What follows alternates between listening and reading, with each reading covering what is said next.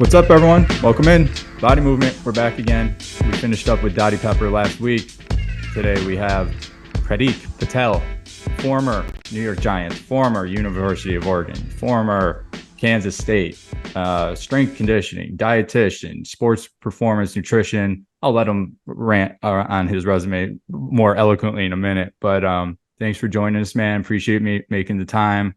And catching up a little bit right before we hit record, but I know you're a busy guy, a lot of business, a lot of projects going on. So appreciate you making the time for us. No, thanks for having me. Glad to be here. Yeah. And a quick thank you. I think we don't do this enough with the people we have on, and I'm interested in your take on it, maybe to kick things off. How much free content and free advice you give out on social? You're one of these relentless guys on social. You're doing it right. Like, you're promoting good, healthy habits. If you have a reasonable, in my opinion, sense of what's going on with diet and nutrition, you could go down, I think, your timeline and put together a diet plan and an exercise program with reasonable foundations and starting blocks. And that's giving away people free content that don't have to contribute to whatever you're doing. And I know you're highlighting your business, but do you toy with that dilemma at all now as a independent kind of freelance project startup guy? A little bit. And, as social media starts to grow and as algorithms change, what gets more eyes on your content, or, ultimately finding the person who's in my niche that I want to work with is the goal. It's not about followers. It's about getting the right followers. So you can have hundreds of thousands of followers, but they don't want to buy anything from you. So maybe they just follow you for a specific reason, but they're not going to give you a dime. Right. And before, I would have said, like, I don't want to give away the farm, because then it's like, well, if I'm giving away all this information on social media, what would they need me for to help them guide through the process, do the assessments, coach them up, provide the accountability?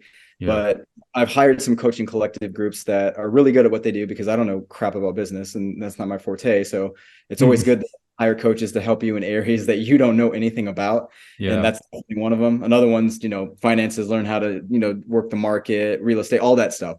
Right. I said, what you want to do is create and share, like, don't tell people what to do, just show them. So people need something to relate to. So if you're a family, if you're a dad and you struggle with your weight and you want to get in shape, but you have no clue what goes on, you probably don't want to follow this 20-year-old esoteric bro that's like, hey, I live off the grid and I work out for 2 hours a day. I got to be in the sunshine for 2 hours and this is what my body looks like.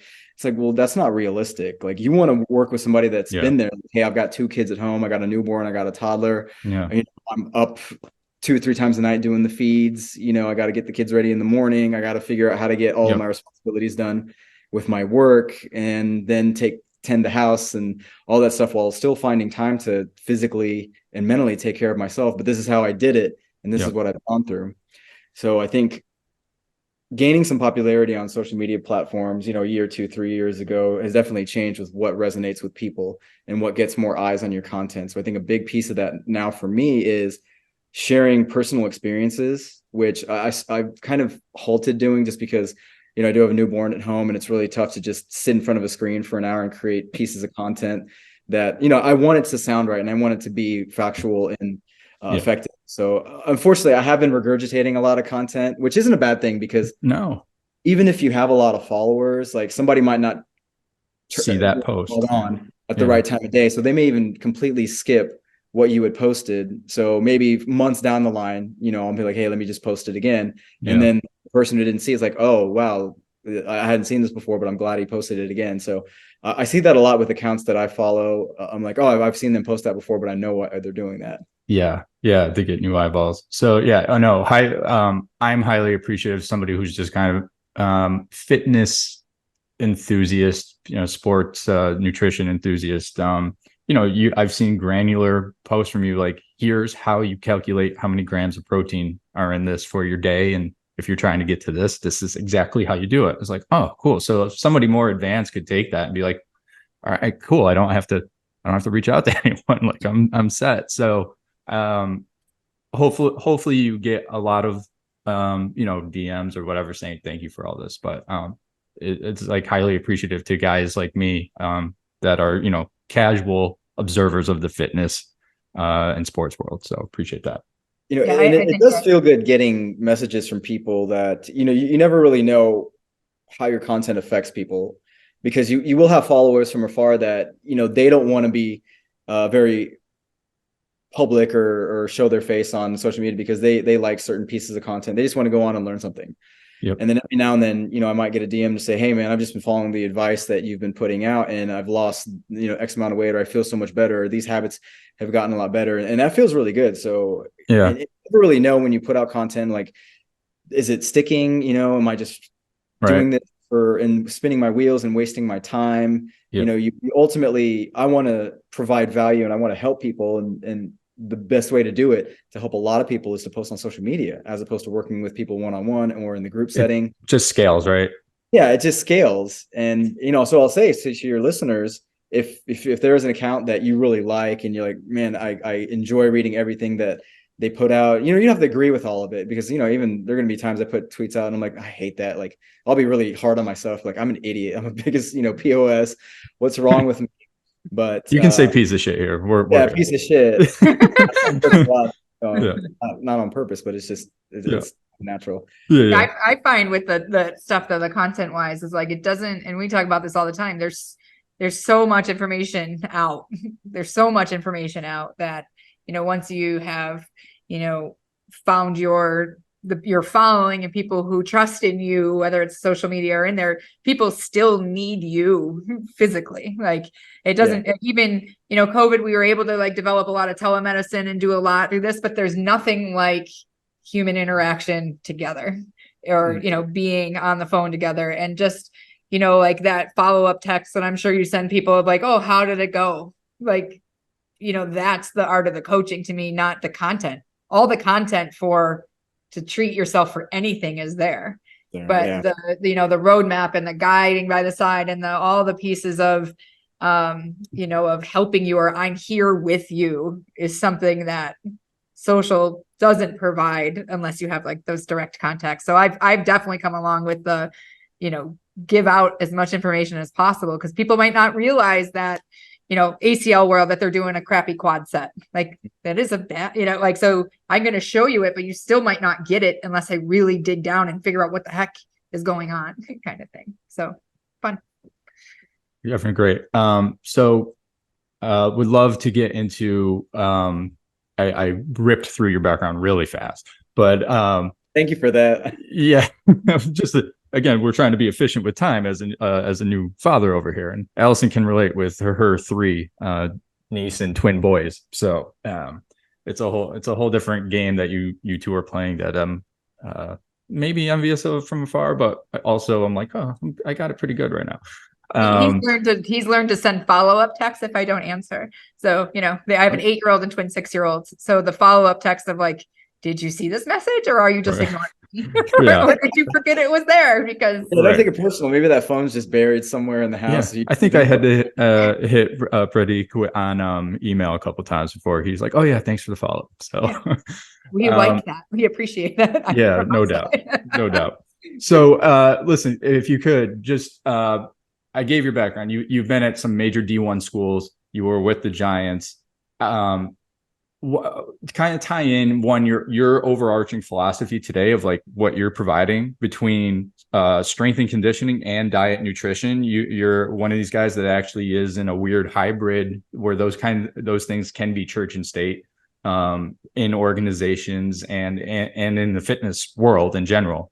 So kind of like your philosophy, how you merge those two things, anything you want to talk about your background, because I think the Giants was like the first of that when they kind of merged them through you in that position, on how you tie diet, performance, strength training, cardio, all these things together, and how that applies to your business today, through what you learned in your background. So just kind of open floor on like somebody wants to know about you and what you're providing. How do you break that down for people at a high level? Yeah. I think a lot of it just really starts as going back to when I was a kid. So I loved sports, played sports, went through a really sedentary period. So like a lot of kids gained a lot of weight heading into high school.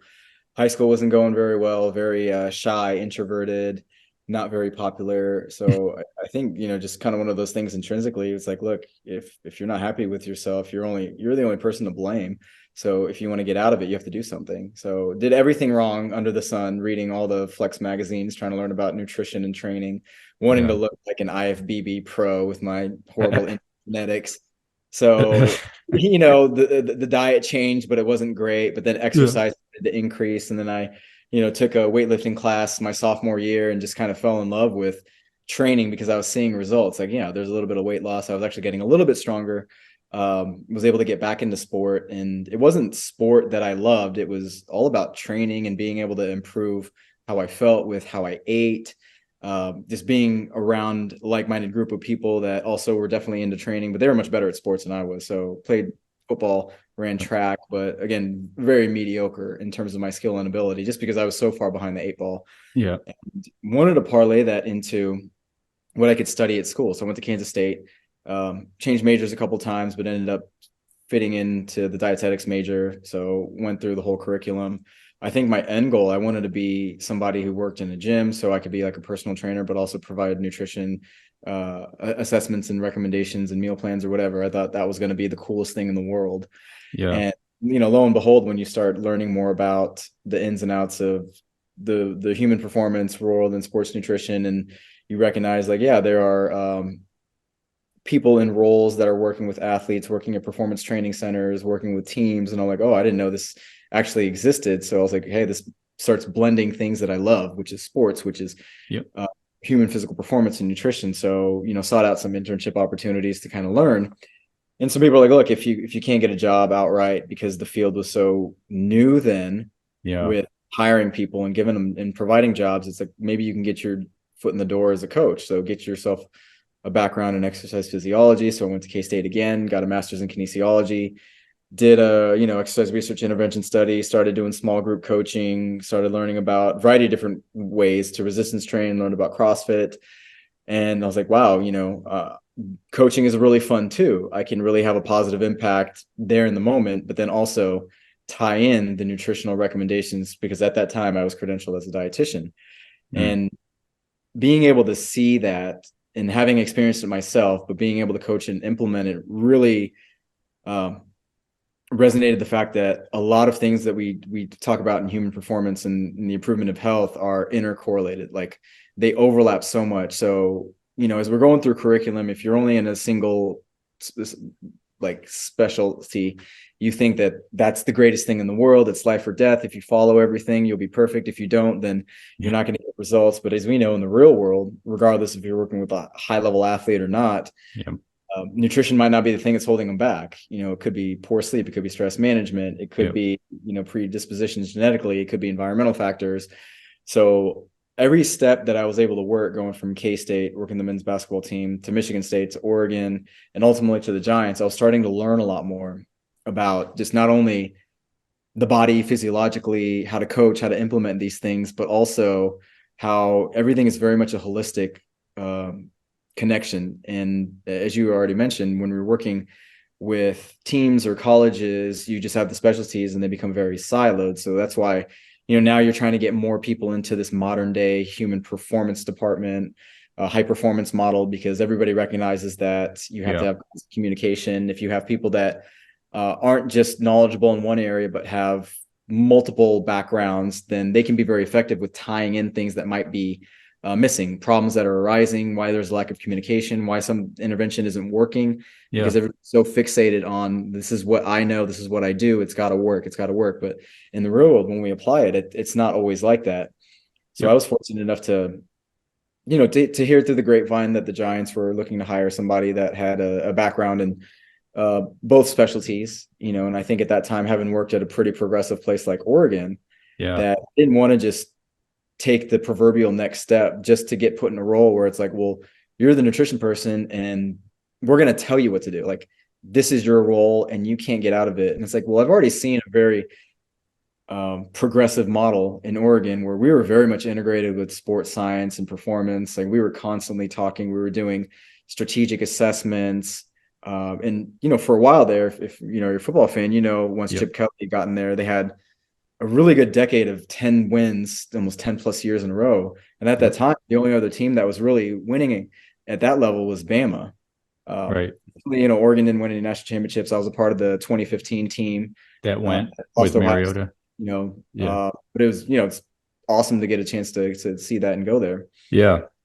So that opportunity came about with the Giants. I met Aaron Wallman the year before, and we connected, we hit it off, and, I had the opportunity to get a chance to have this dual role, but it also started to evolve because when I got there, I'm like, okay, there's still a lot more that could potentially be done. Yeah. Because a lot of professional organizations, it's like, hey, this is how we kind of always done it. We've never really seen a lot from the outside. No different in the business side, man. Yeah, no different in the business side. So a funny thing that people might not realize or recognize is if you're thinking about a high level college program or an NFL team or an NBA team, like there's a lot of money there. We know that. Yeah. So you would expect that they are doing any and everything they can to provide support for their athletes. Now, rules and regulations and CBAs kind of preclude a lot of that, but also you just don't have the full-on skill set within all the practitioners to really push the boundaries. You might have a person who's in charge, who is the gatekeeper, who, doesn't want to cede any power and is, kind of territorial. So they'll protect their own. Others that, they don't want people infringing on their duties because it might be looked at as them being replaceable, which isn't necessarily the case. It's like, look, if there are things that are out there that aren't being done that can provide a benefit, and it's not illegal, and it makes sense, and it has evidence backing behind it, it's like, why aren't you trying to push that envelope? So that was one of the things that I really tried to do when I got to the Giants, within reason. Again, it wasn't willy-nilly spend a ton of money, do things behind everybody's back. It's like, I think look for those open doors of opportunity, right? Yeah, and just be like, okay, nobody's doing this. Does this make sense?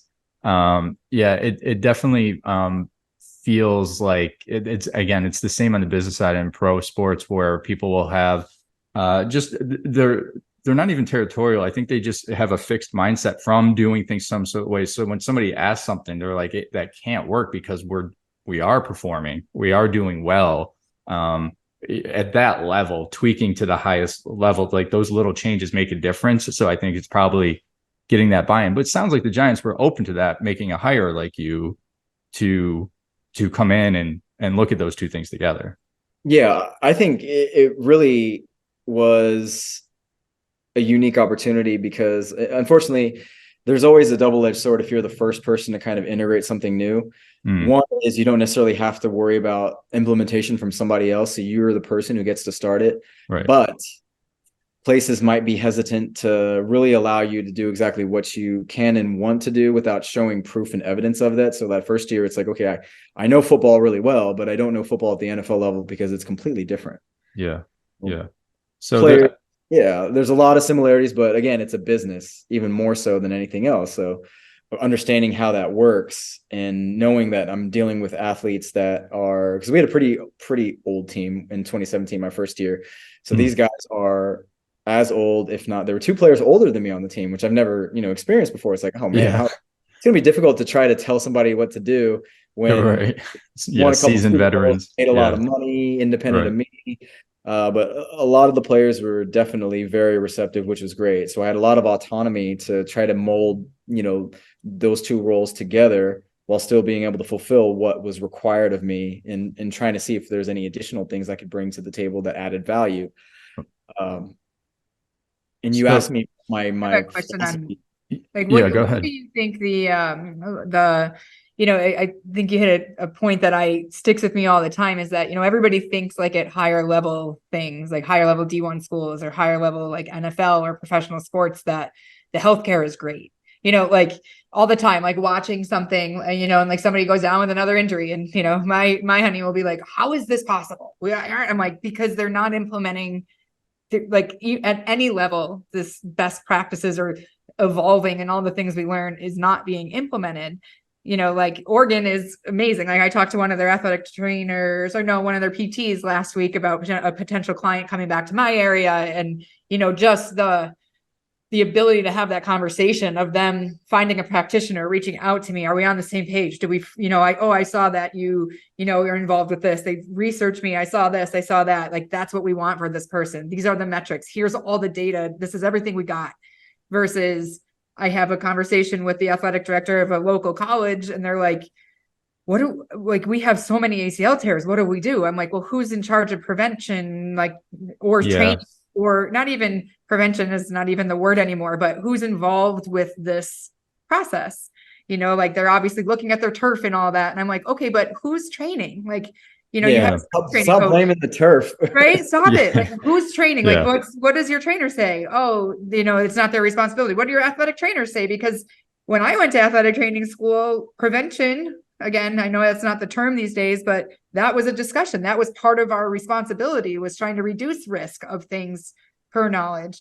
And it's like, even in like the highest level things, I mean, one of these colleges that's a little bit of ways from me, but it's almost $100,000 a year to go there, and their athletes don't have a cohesive healthcare team. Nobody's in charge or taking at least the ownership to say, like, we all need to be on the same page.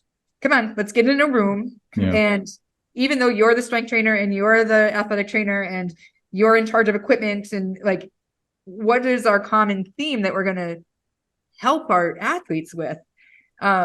I am just like floored still to this day of like, most programs don't have that I've seen. So, from the higher level, like from the D1 football, from the NFL, like what's the percentage, would you say, of like people who are implementing this holistic / like really big team approach from a taking care of your I say it's the minority for sure. Now, that doesn't mean there aren't places that are doing it and they're really trying to push for that. It's difficult when you have so many different people that should be at the table in a finite amount of time. So in the NFL, you just don't have a lot of time. So much game planning and film. Everybody's super busy, but at the same time, you can't use that as an excuse, because ultimately having the players healthy and readily available to perform is the number one metric that's going to allow you to try to win games. Now, if you're putting in your second, third string players, or having to sign free agents and bumping up players from the practice squad, you're likely not going to win many games. You're not going to be in contention for a wild card or division or even the top seed. Same thing in college football. Again, we just saw what happened, unfortunately, with the Florida State situation. If their quarterback was healthy, I think they probably would have gotten the nod to get in and play. People angry they still didn't. And again, I have my own opinions about that. Again, you can't do anything about it now. The decision's been made. Right. Money grab, that's all it is. Yeah, no doubt. But it's funny, because I think we are now seeing more injuries at every level of sport than we ever have, even though we have more advancements in technology, medicine, monitoring, training. And there's more of an emphasis being placed on, strength training and proper. It's an application problem, right? Like, it really is. Yeah. So that's like Al was saying, like, what I don't, and I'm just hearing all between the two of you. I've been on the business side, the painstaking, it's like organizations. Organizations constrain decision making and holistic approaches, and there's no time. I think this is why and again, we'll get to your philosophy, but like why you broke away. Ellison's now cash based, right? And you see guys even in the NBA, guys like Chris Brickley, Lethal Shooter, like these individual coaches, their prominence is going like this because guys will go to them off season because they are not constrained by an organization.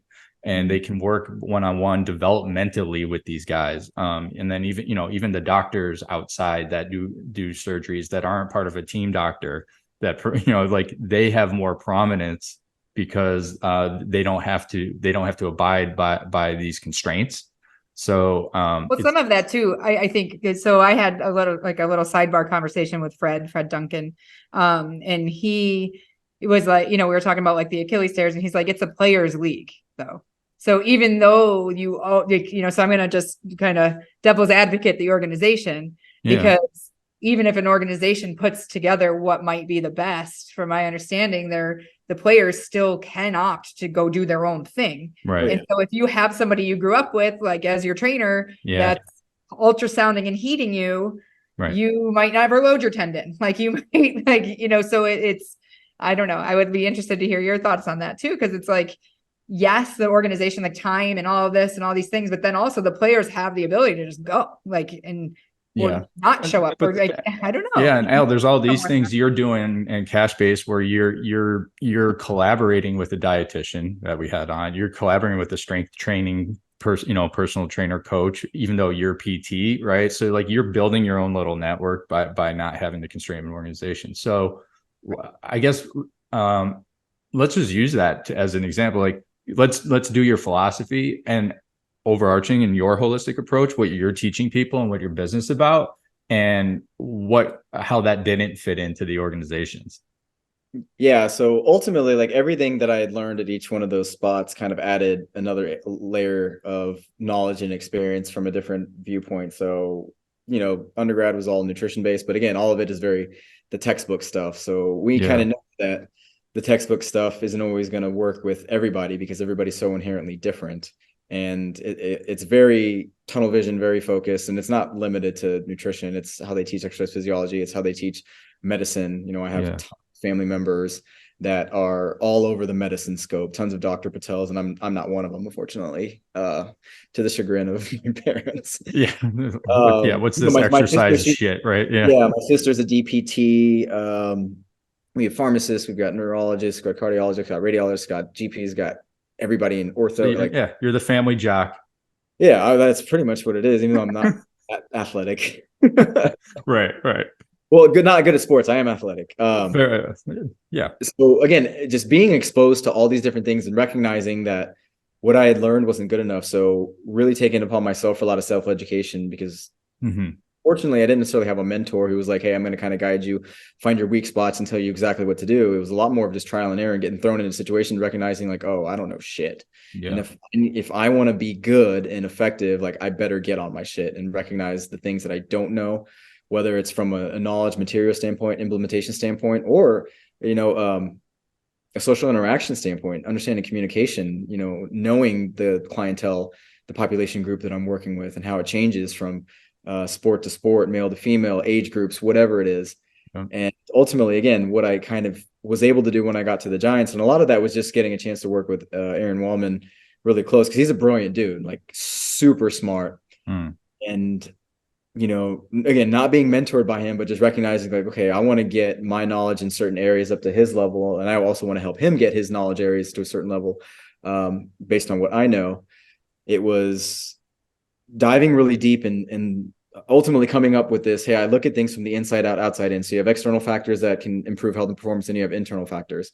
And I think one of the biggest missing pieces of why people are unhealthy and why athletes are consistently getting injured is nobody's really taking a look at the internal. Everybody's always like, oh, these are the arbitrary numbers and metrics that we need to have for a strength and speed and whatever perspective. But nobody really looks at how these athletes are so different, their backgrounds, how they grew up, their socioeconomic status, their genetic predisposition, their epigenetic, what they've been exposed to for years, up until you get to a place like the NFL where you have so much wear and tear on these athletes that anything can happen. One bad move, waking up, and stretching your neck and getting an extension and, having an issue, bad nights out, excessive amount of stress, so starting to do deeper dives with the assessments that we're doing, like completely changing our blood biomarker panel, looking at a variety of different things within reason that we could, but also sending players off to the side to say, I need additional information. I can't test you myself, but I'm going to give you resources to be able to get this test done.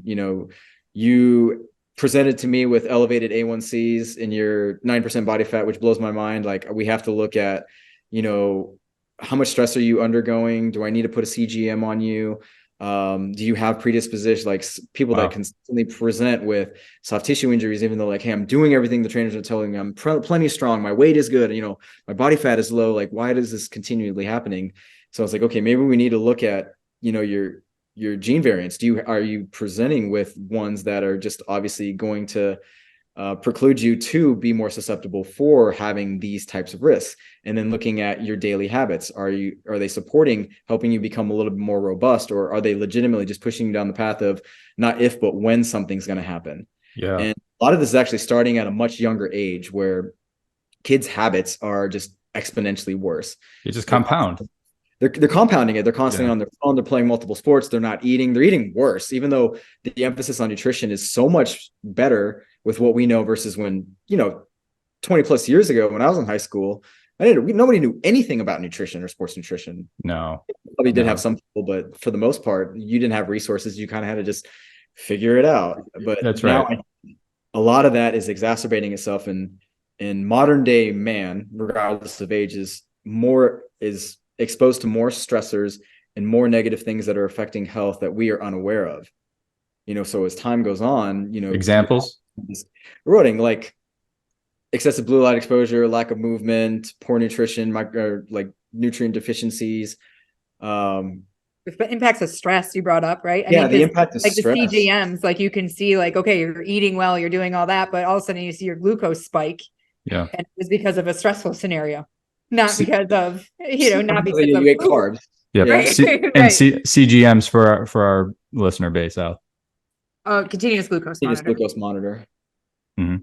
Yeah. So you're looking at all these things. We had Julian Hayes on, who was a epigenetics kind of like expert consultant with high performers. So you're taking this inside a consultative approach with the players, and you ripped off all those acronyms. So like that's very high level stuff. And like now today, right? Like you're working with people that are trying to right their ship that are not performing at high level. So like, when you're looking at the general population or entrepreneurs or whoever you're consulting now these days, do you still start with like a similar kind of approach to what they're doing? Because I'm sure that the immediate overhauls for them are so much easier. It's like you're clearly just not even eating right, but you learn that players aren't either. So is there, despite having 9% body fat and they're eating gummy bears. So it's just like, where are you seeing that approach? Is it the approach that's working with your new business, or is it kind of a little bit night and day because you're working with a population that's not in the genetic 99 percentile of athletic? It's actually very similar.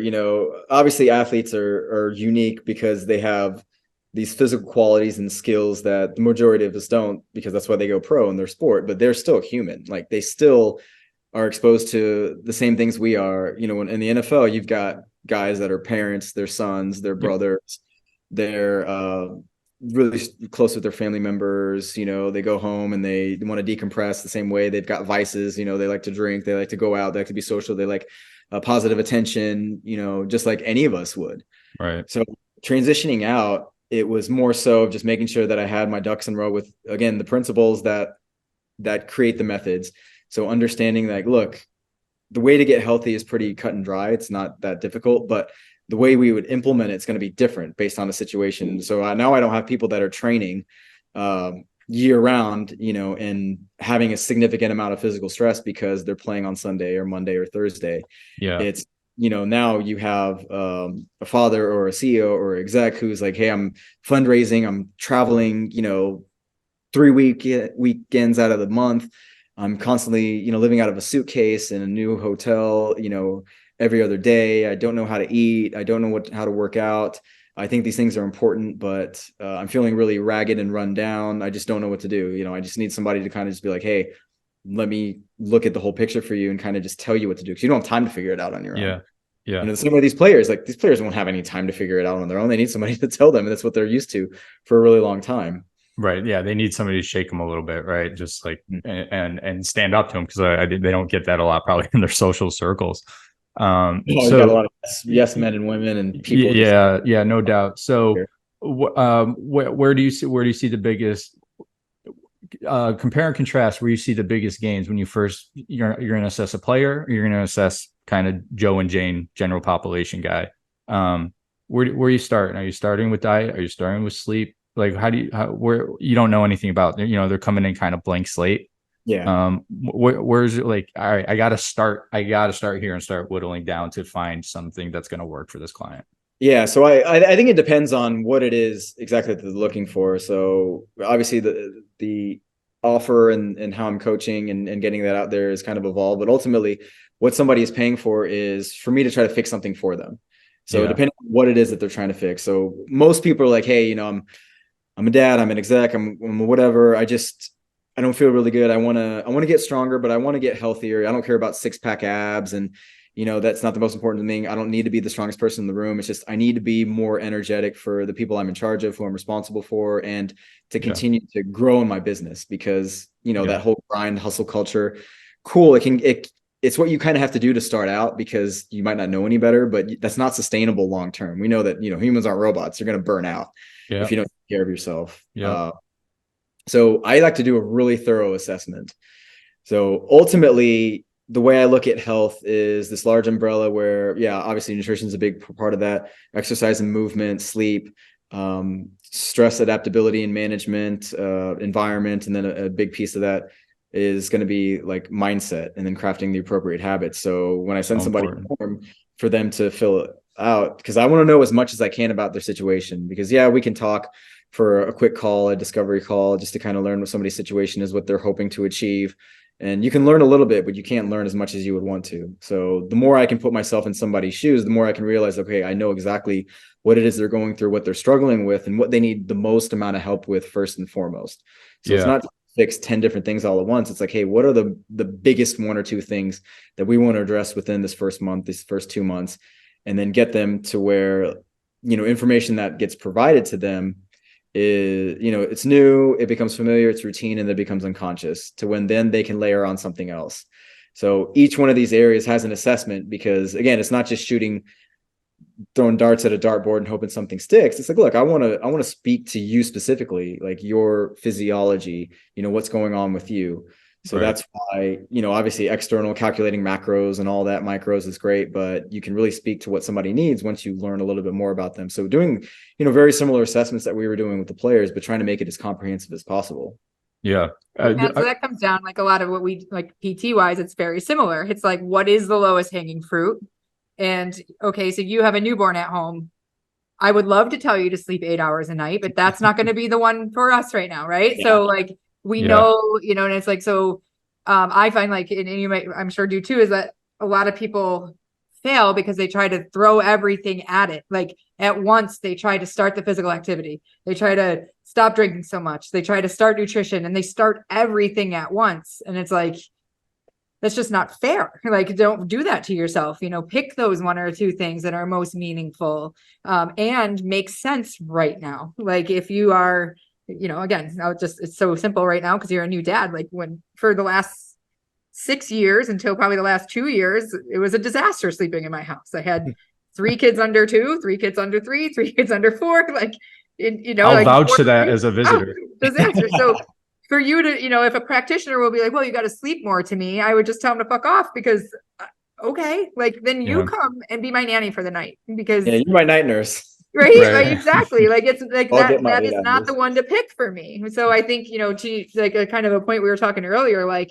understanding that human in front of you and what is possible for them. Like, if they don't have a good support system to make healthy food, like, okay, well, you do eat lunch by yourself at work? Yeah. Okay. Let's focus on lunch and let's not worry about dinner yet, because, we'll get there, but let's pick at like the littlest things first, which can make a huge difference. Huge difference. Yeah. So, what are the ones that pop off the most? Like you come in, you see this one more than often. Is it easy as sleep? Is it easy as they're eating processed foods and you're just replacing with whole? Or is it I know, again, everyone's custom, or is it some level of stress that leads to those? Like which ones do you see the most when you're consulting somebody new? It varies, really. It does vary. Yeah. And I would say most just want some assistance with their nutrition, because again, we're now inundated with more nutrition information or biased, types of diets and eating protocols and plans than ever before. And again, that's the polarizing thing. That's if you want to grow on social media, you pick your stance on one side and you just hardline it, and everybody who loves you is going to follow you. Everybody who hates you is going to follow you because they want to comment on anything that you post, and so you get more eyes on your stuff and engagement. It's being the rational person that says, hey, everything works. There's multiple roads that lead to Rome. You just have to kind of do that individual assessment to say, like, this is probably the best thing for you.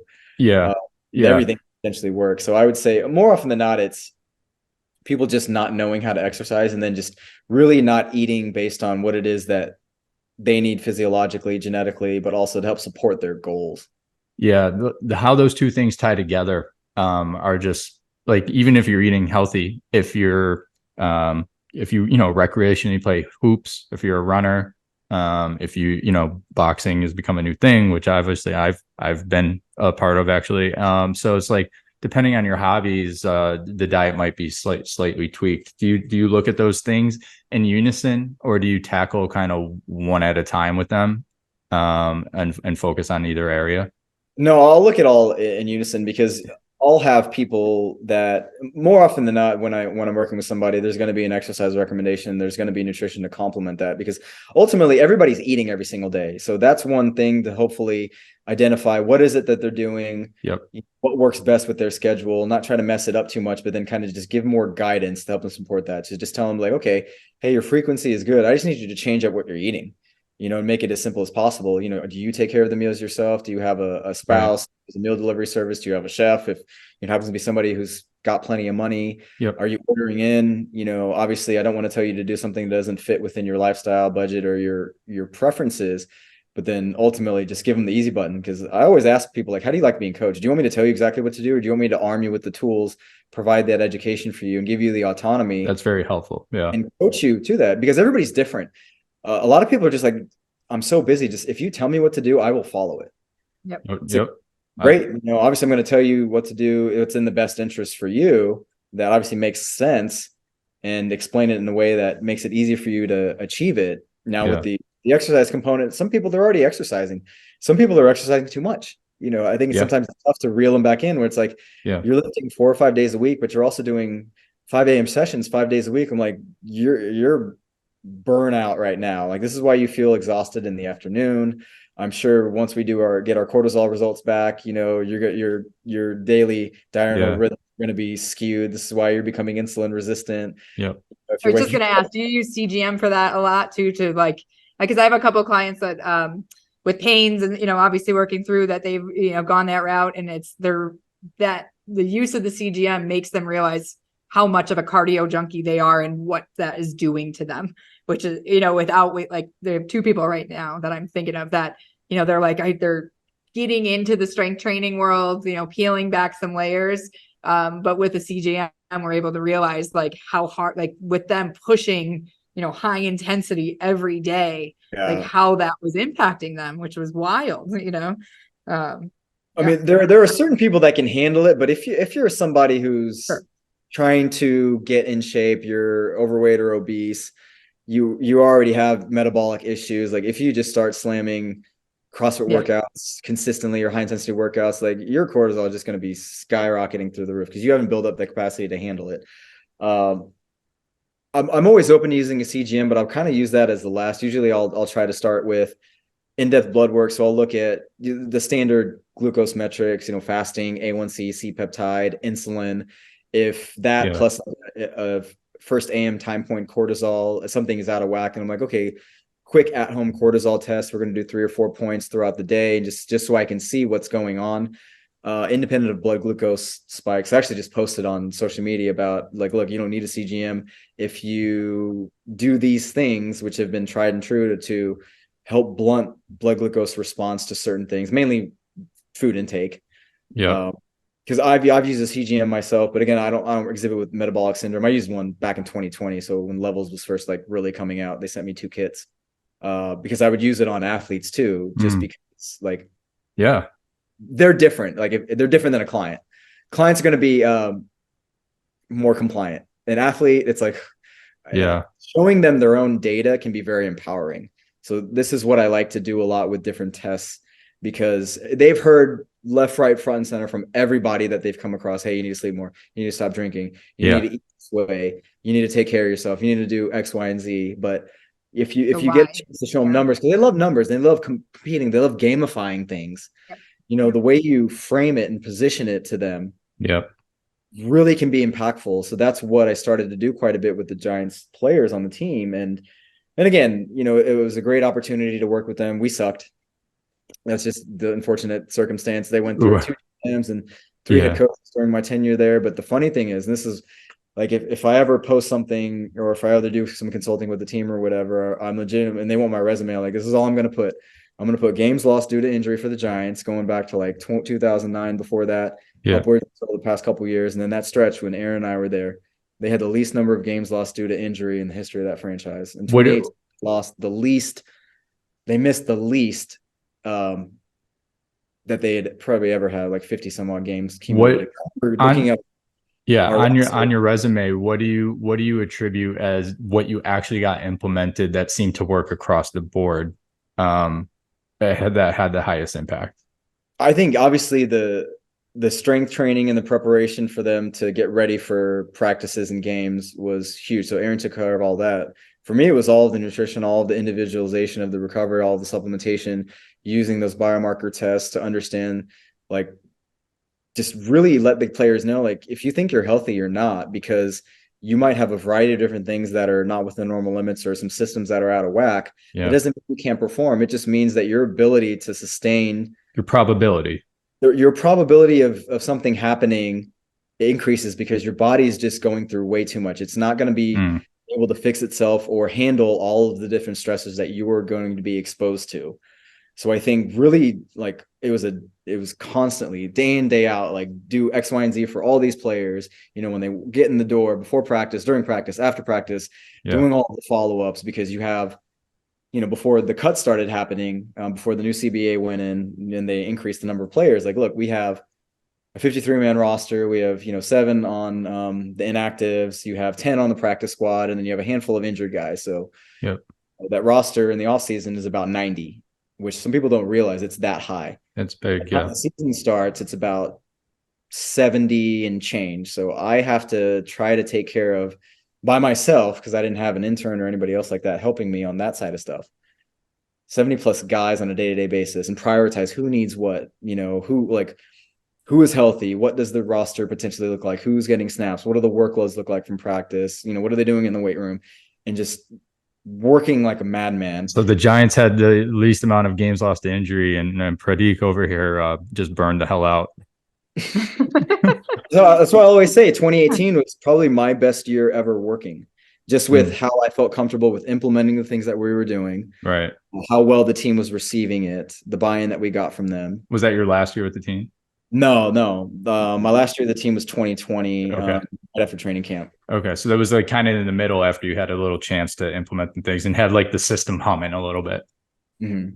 Yeah. I feel like that though. The system is like, but the system, I feel like we're not necessarily there yet, and maybe you know more on this than I. But the system still requires such individualization that it requires a human being, right? And I think you had a post the other day about like the use of wearable data, of wearable information. And it's just like, yes, you can take this information, but what do you do with it? I mean, how many people come in my office that have a Whoop and an Oura Ring and I'm like, so what do you use it for? Like, how do you utilize that data? And like, what do you talk about? And is it even good data? And what is the, and how is it helping you versus just be like a trendy thing that we're doing?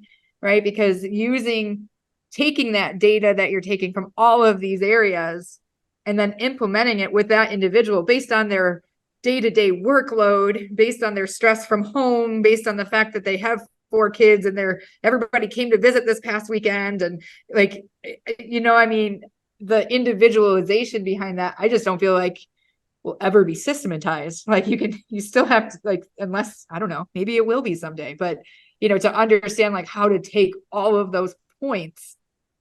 And right now it requires somebody like you in the background or somebody with them that's saying, okay, here's all the things. Now we can do X, Y, and Z. But you need a person behind that.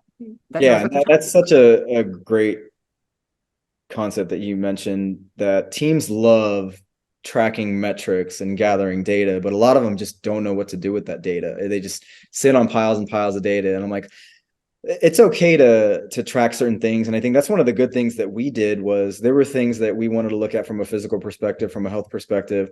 Obviously, there were a ton more that we could have looked at, but with the time that we had, we needed to prioritize, like, what's the lowest hanging fruit that's going to provide us with the biggest bang for our buck, the highest ROI that we can actually do something with. So if we get this data, can I take it and explain something to the players? Like every team does Catapult. A lot of them are monitoring heart rate. A lot of them have tried Omega Wave. A lot of them try to give the players whoops. A lot of them give them Aura rings. A lot of them do Nordics, Yep. on the board. A lot of them will do. I mean, now they have the groin bar from Valve. You also have Force Decks. Like people are just using these things. I'm like, look, these things are great, but are you actually doing something with it?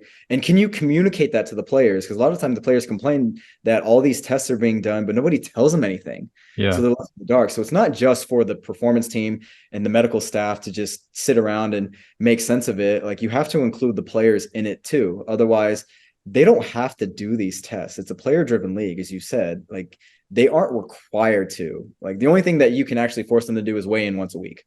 That's it. Right. And more than that, you can't. And you can't fine an athlete for being underweight, but you can set fines for them being overweight. Yeah.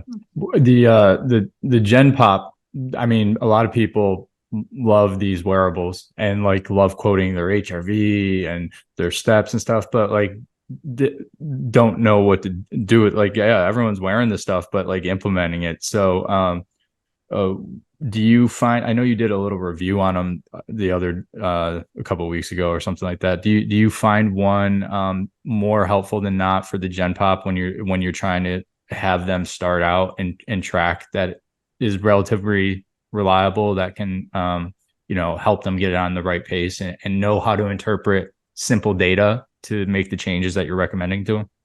Yeah. And I will say that was a post I made from an article written by Eric Korm and AIM7. So I didn't do the research. I kind of looked at the studies. I'm like, okay, based on my interpretations and my experience with these devices, like I think this is definitely pretty much bang on. So he was summarizing what the published research had up until that point. So obviously there's some things that might be newer coming out of, this wearable that's being compared to gold standard and this, that, and the third. So but I think it depends on what you're trying to track. And that's the difficult thing. Like some of these wearables are trying to be the all-in-one, and you can't really be the all-in-one. Can't do it. Yeah. For sleep, I like Aura. Like I've worn one since the Gen 1. It had a significant impact on me, recognizing that my sleep health and habits were terrible. And it empowered me to make decisions on my own, independent of the scores. Yeah. No, hey, I feel the same way. I don't wear it right now because I know what the results are, and I don't need to just punch myself in the face, recognize like, hey, you didn't get good sleep last night. And it's funny. And then it puts the words on there too, and it tells you. You're like, I know. When you get in the app, it says like, hey, it'll be okay. I'm like, so the words, oh man, like, yeah, you'll get back on track. I'm like, yeah, when everybody stays in their own damn bed and I can just sleep.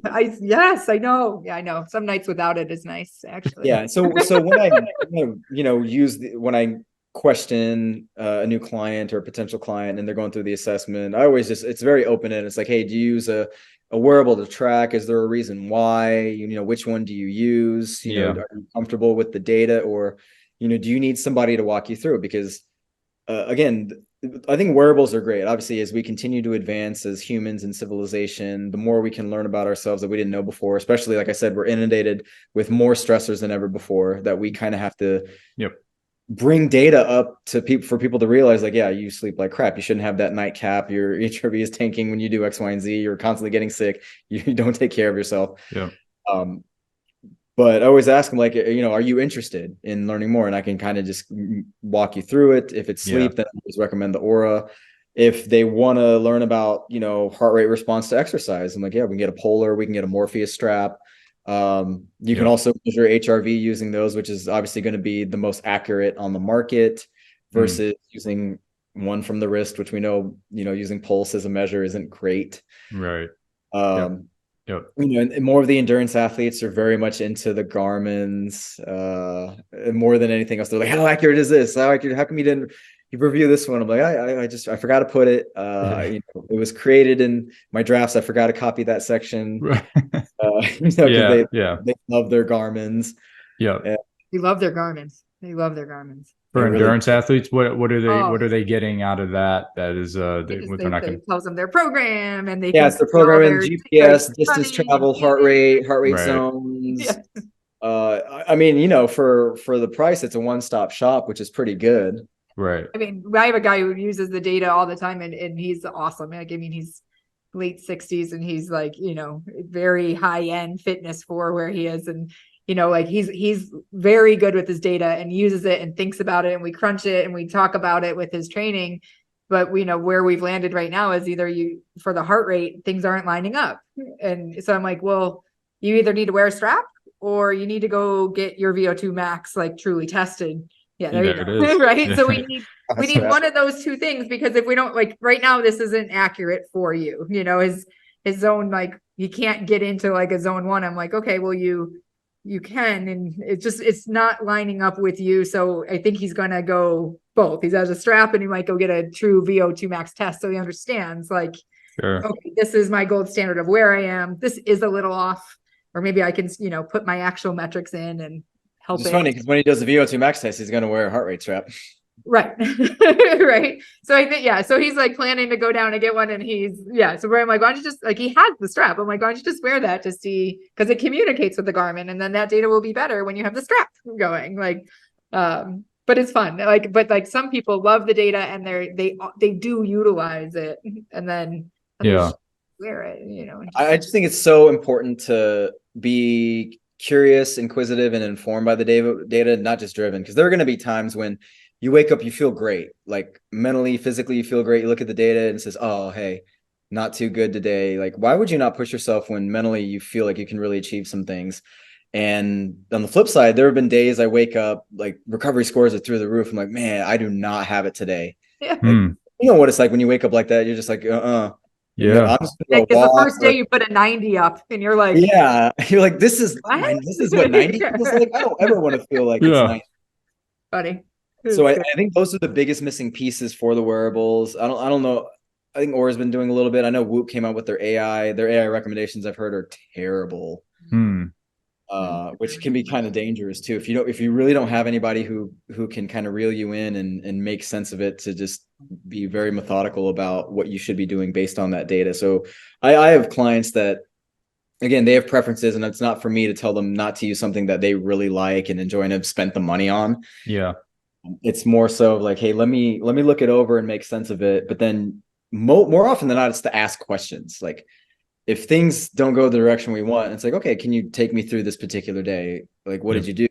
Did you hydrate well? Did you eat anything differently? Did you experience any additional stress? Like, did you have a fight with your spouse or kid or significant other? Did something happen at work? Did you lose a check, in the mail or something? Because how the emotional can overpower our nervous system more so than a hard workout or crazy hard mental task. Like, at the second of bad news, a bad interaction, heart rate just goes up and you're like, no, now I got anxiety.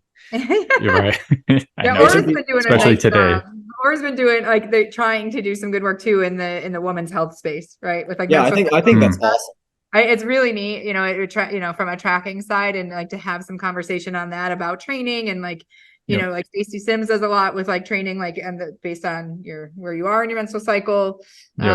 It's really interesting information. Some of it, to your point, is like, oh, during this phase, you might seek comfort and not want to do stuff, like give yourself a break. And, then that's where I challenge it too. I'm like, well, yes, but could we be eating better and feeding our hormones better and, doing a better job so we don't feel those, minimize those ups and downs during that. So that's been pretty cool, I think, from a, from data standpoint, from a woman's health side. So very cool. I know we're getting up on it. I want to end maybe with a few of the quick hitters that people on social, like, just like little takeaways of like, hey, I should think about this different. One you posted today, one of my favorites is you're always posting about the qualities and the goodness of beef. The steak, the vegan, the keto, that whole like debate is just like sometimes like cringeworthy, but like I've been on like 100% grass fed lean beef is generally, and it's not going to work again, nothing cookie cutter, but it is a high quality source of protein, energy, stuff that is good for you. It's not going to cause you all these problems that it was back in the 80s, all these research studies. Agree, disagree? I know you've been preaching that stuff a little bit. It's tough when you look at a lot of the studies that have been done decade to decade and how the recommendations are going. They're flip-flopping. And I'm not one of those conspiracy theorists. I'm like, look, ultimately everybody's out against you and they'll throw you under the bus to make a buck. Sure. So you have to do what's right for you. And the more empowered you are about your situation, what you're going through, your health, the better off you can make decisions for you. So I'm always going to try to push the boundaries of what's good for me for health, but what's also good for people that are similarly like me, whether it's background, whether it's, age groups or whatever it is. So I think ultimately, like legitimately whole food sources, regardless if it's plant-based, regardless if it's animal-based, like you can't go wrong eating them. Now, obviously, some people have digestive issues, they have allergens, they have aversions. Of course, you shouldn't eat something that when you eat it, it makes you feel ill. Like obviously stay. That doesn't mean other people can't eat those foods and feel really good. So you got to take the biases out of everything. When you're looking at beef, I know you did stress lean, right? So like are fillets and strip cuts in 90-10, 85-15 a better option than say, your fattier steaks like ribeyes? Or, is there a delicate balance there if somebody's considering, having that be a core part of their diet? Yeah, I'd say so. Just because when you eat those fattier meats, you're eating something that has a lot more calories in it. So if you're hoping to stay lean, or if you're in a caloric deficit, you don't want to just kind of skew everything by eating one single piece of protein, but also getting in like the majority of your fat calories, and then you can minimally eat whatever else throughout the rest of the day. I also think, again, your health status, genetic predispositions will play a role with that. Now, as an Indian American male, like we are definitely predisposed to having higher levels of lipids, atherogenicidity. We're very prevalent in terms of diabetes and cardiovascular disease. So for me, I choose the lean beef sources. Gotcha. Because I like getting fat sources from other products too, olive oil, nut seeds, for dairy. For sure. So it's not so much the saturated fat and the ribeye, it's just that you're going to hit your calorie counts a lot higher and be able to pull from other food sources throughout the day without going over, especially if you're looking to maintain weight and stuff like that. So hydration between meals is something you've talked about. Just talk about that importance, like versus hydrating with the meal versus different. Yeah, I think more so people get into bad habits with forgetting to drink. Everybody's guilty of it. I'm guilty of it too. Obviously, during this podcast, I'm definitely being more mindful of it. Some people are like, "Oh, I just don't know how to hydrate." I'm like, "Look, just drink X amount of fluid in between your meals." Now, what that does is it helps keep you consistently hydrated. So when you get to your meals, you get the additional electrolytes, so you can continue to hydrate without having to put electrolytes into your water every single day, which I think there's benefit if you're training, but it doesn't have to be for every ounce of water you drink. Two, they've looked at studies of, if you consume upwards of 16 ounces of water before a meal, even if calories are equated, so drink it before, don't drink it before, same calories in that meal. The people that drank the water before ended up losing more weight for a longer period of time. Just by not drinking with their meal, drink it before. They've also shown improvements to blood glucose levels of drinking fluid, not with, but after. So again, as we know that most people are overweight or obese, they are slowly becoming more pre-diabetic. Anything we can do to kind of control dysregulations in blood glucose levels, that's a positive. And then I think one of the other big missing pieces too is, if you were like me growing up, you just had this bad habit of just scarfing food down, not chewing it properly, and just using your fluid to just swig it down. So when we eat, we want to digest the food we have. So it's not just what you eat, it's what you eat, what you digest and absorb. And being able to chew your food down properly, and mainly it's the proteins, because most carb options, most of the fat options will break down pretty well. It's easily for it to be kind of mushed down. Your meats, obviously you want to grind it down, because the second it gets to your stomach, you want to have as much surface area of the hydrochloric acid to just break it down. Because when it starts going through your GI, it goes from, inside the intestines, crossing the microvilli into the bloodstream. Now, within the intestines too, you have a lot of waste products. You have a lot of things that you don't want getting into the blood. So when you have these large pieces of food that's kind of fighting its way through, it's when you start having some of these symptoms of what they call, potentially leaky gut. And then that's all these other things that you don't want to come through, start coming through into the blood system. Now it gets to tissues. Hopefully it doesn't cross to the blood-brain barrier. It's not acute. Like this is just consistently happening over time. And again, it's, if you focus on, hey, let me just chew my food all the way down till it's watery or whatever, and then have to just use a fluid or a water to Yep. push it down. That's just one thing that can kind of help with the bad habit of what I used to do when I was younger and finish just a massive quantity of food in just like 3 minutes. Right. All I right. remember seeing my functional medicine doc, like when my kids were little, and she was like, like looking at my nails and all this stuff. She's like, "Do you eat really fast?" And I was like, "Yeah." Like, I have 2 babies strapped to my chest, and I'm trying to not get the hairs off of my head. Like, yes, I'm eating as fast as I possibly can. That's good that she did she did the N of 1. She dug deep into what was going on with you. Okay. Last one that I think is interesting is always being talked about, and a quick highlight your thoughts on the fasting or just kind of like time restricted eating, and any differences you see with guys and girls on that with, some of the hormonal stuff on the women's side. I know, there's been some debate with guys getting all these great results and then the girls trying stuff and they're all out of whack. Do you agree with that sentiment at large? Obviously everyone's going to be different, but Yeah, I think so, because again, like women just they're not small men. They obviously have a unique physiology that's different than men. And the same way that, you program for different types of people that you work with, different age groups, like you don't have this cookie cutter program that everybody has to follow. You have to look deeper and just figure out what is best for you based on your physiology, your health, your situation. yeah. Like it's funny that fasting is becoming more of a thing when you have some religious groups that have been doing it for like centuries. I know. The way I've always said intermittent fasting is just they're basically saying stop eating midnight snacks. Yeah, That's all they're trying to get you to do. So but I'm a big proponent of when I work with somebody, I ask them just a few different questions.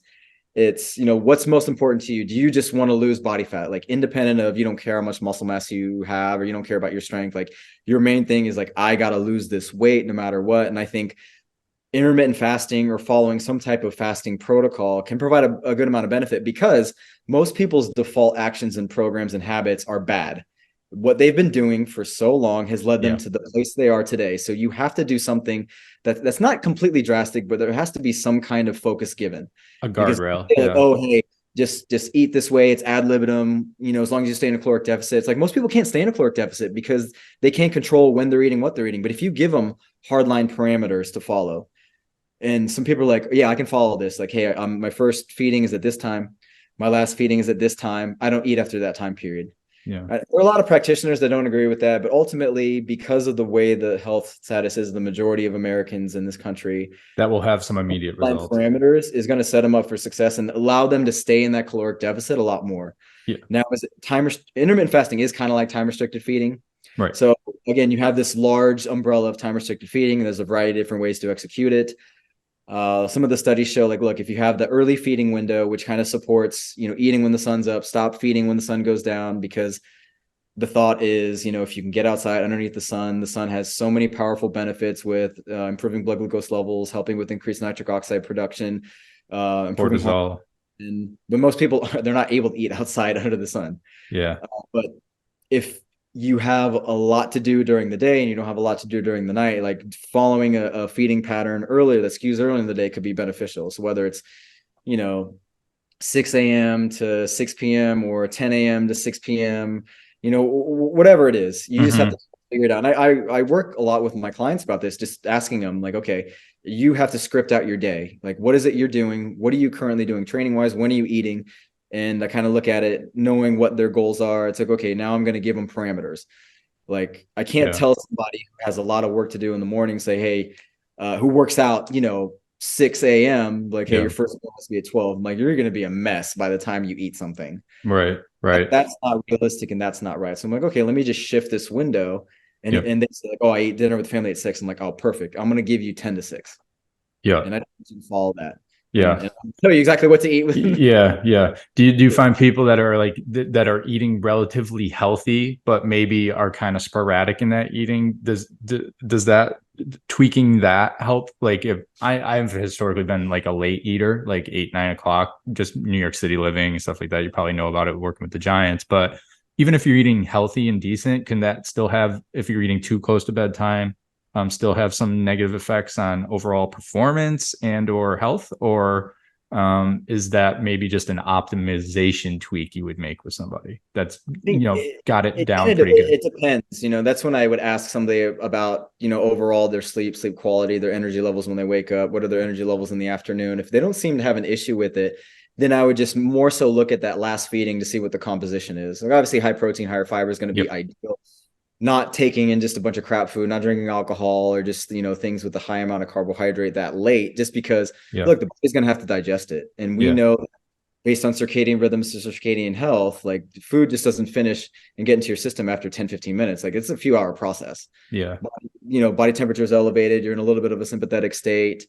Heart rate goes up. And, if we want to get to bed at a proper time and the body's still having like, look, we're still digesting all this food. Our organs are still intact. The pancreas is still secreting insulin. Like, what are you trying to do to this? Cortisol is still slightly elevated. Yeah. So if you're continuously eating, you can't synthesize the serotonin and the melatonin in the gut that you would ideally want, which actually happens in the gut, which most people don't necessarily realize that. Now, sure, some people can get away with having a later feeding, within a couple hours before bed. Everybody's physiology is different. But the truth of the matter is, if you are trying to lean out and lose weight and you want to get to bed a little bit easier and not have to worry about that, it's an easy fix. Cutting off your last large meal about 3 hours or so before bed is kind of like an easy first step. Like that's been consistent with everyone we've had on that have different disciplines here. Yeah.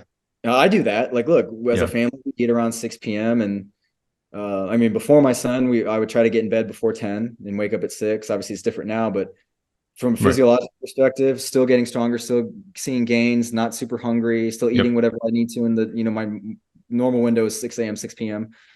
So I do a 12-hour window, but I'm not looking to. Yeah, right. Very cool. I know we pushed you past your time. I said we rarely go over an hour, and we did it. So, hit our group up where they can find your business, how you help them, and then where they can find you on social. We'll wrap up and let everyone get back to their kids and consultations. Yeah, you can find me on Twitter or X now, Threads, Instagram. My handle's at Pratik X Patel.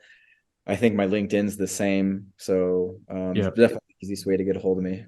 And then talk about your business. Are you with Nick's Biosensors, or is that a side project as opposed to your individual consulting? That was a side project. So I work with different startups in the health and VC space, either providing consulting or helping them, kind of get to market. So my business is just straight up coaching. So I work with individuals one-on-one. Again, it kind of depends on what they're trying to improve. It could be something as simple as like, look, I need somebody to kind of just tailor the workouts and nutrition for me. I want to get healthier, put me on the path to success. So generally, it's like a 6-month commitment that I do one-on-one. Others come to me that they really want to go in depth with optimization. So it's like, okay, we have all these different areas that impact health. We have to do some kind of assessment or test and give ourselves some kind of monitoring and evaluation over time. So it's kind of taking what I do with that body protocol and elevating it. And then I also have starting at the beginning of next year, because obviously everybody loves January resolutions. Now I'm doing group coaching. So offering, again, the same education, the same services that I do for my one-on-ones, but more of it in a group setting at a more affordable price too. Yeah. Kind of give those blanket things, give people the baselines. And then if they go down the rabbit hole with you, they can do that. I'm sure that people are going to find that highly, highly beneficial, because people need, just like we spent the last 15 minutes here going down the quick fix or quick high level things. I think a lot of people, I speak for myself, find settings like that really, really beneficial. So we'll check in with you in a couple months, see if you're holding to it with your resolution there. Yeah, sounds good. Love it. Al, good. No, this has been great. Great highlights. Great hearing it. Yep. And once again, we talked off air, you've connected with Allison's mentor, Craig Levinson. You have his books, as you mentioned, and he's asked you to work on some projects. So highly recommended. Coming from him is you're crossing a lot of threads here on our platform of how we started and some of the knowledge Al speaks. So it's cool to have you. Love actually meeting the people that I've been following on social and getting more into the weeds with everything you do. So thanks for making the time, man. Well, thanks for having me. All right. Subscribe, hit the like button, do all those things. We'll see you on the next episode. Thanks, everyone.